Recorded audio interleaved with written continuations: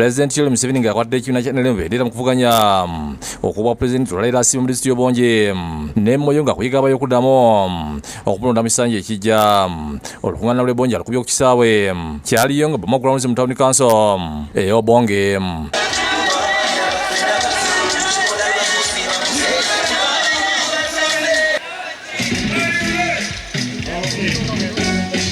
Ssente wa disitulikiti y'Obongi Hajibuga abibuka emisa ayindenti nga bamaze okulonda Pulezidenti Museveni baagala abagulira ekidyeri kuba watawanyizibwa entambula okuva mu disitulikiti eno okusala okudda Ajumane. The people of Obongi look forward to the roads being fixed. The road from Arua to Obongi, the road from Obongi to Moyo, and the road from Obongi to Ajumane, as well as connecting Obongi to Maniokolo and Pakwacha and some of the key issues. Disitulikiti y'Obongi etawanyizibwa nnyo amasanyalaze nga ono ssentebe Bugga nnyini nti obwavu obubaluma ava ku bbula ly'amasanyalaze kuba tebalina kye basobola kwekolera. West Nile and Uganda that has not yet been connected to the national grid.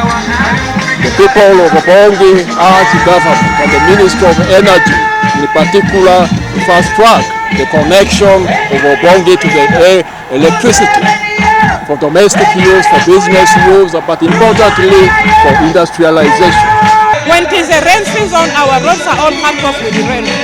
There's water all over, there's flood all over, but with NRM government everything is possible. Ebirala Pulezidenti byasobodde okubakolera muli okubaliriza ssinza PDM ng'Obongi yafuna obuwumbi 8 nga amaka 88 mu kyenda mu gakakanyulwa mu nteekateeka eno ate Moyo Pulezidenti akabooleza mu 2014 nga amakomo 14 mu 305 byakazifuna ku ssente z'emyoga Moyo Pulezidenti yabaweereza obukadde 66 ate Obongi ne bafuna obukadde 330. Pulezidenti mu kwogera kwa nnyini nti yamanya ebizibu bya Obongi ebiseera nga tinnafuulibwa disitulikiti nga bakyali wakati wa Moyo n'Ajuma 1997 era nti yasalawo efuulibwa disitulikiti ey'etongondo olw'obuweereza. But solving this isolation started long ago.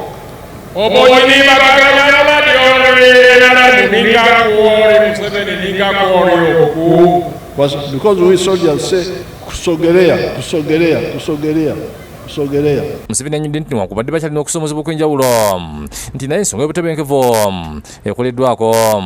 Ku byobulamu Pulezidenti agamba nti yazimba amalwaliro agali ku mutira gwe Center 3 nefunga kati wakuzimba eddwaliro ddene mu disitulikiti y'Obongi.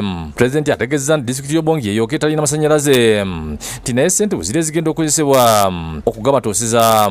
Obongi is the only district in Uganda together with Buvuma that don't have electricity.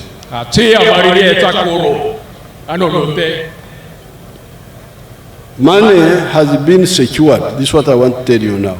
This money is already secured. They are now doing what they call procurement, looking for.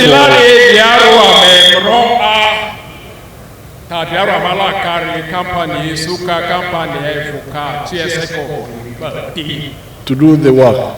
Museveni agamba nti Uganda yonna agimanye nga bwe yagira buyinza yakola nsi erako ku mugga Kalumawoka nga enguudo ezimbiddwa nnyingi n'asuubiza nti zibulayo za kuzimbibwa nga zinaazimenyeemenye.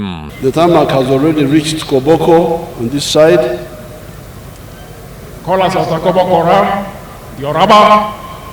It has already, and Oraba, yes, reminding me. It has already reached from Guru to Atiak, to Ajumani, to Laropi, Moyo. Now we are working on Koboko, Yumbe. Robina Nantale, Aida Nakas, Neshamsha Naluja, we walk Sakid the Gulum, Bukedde TV.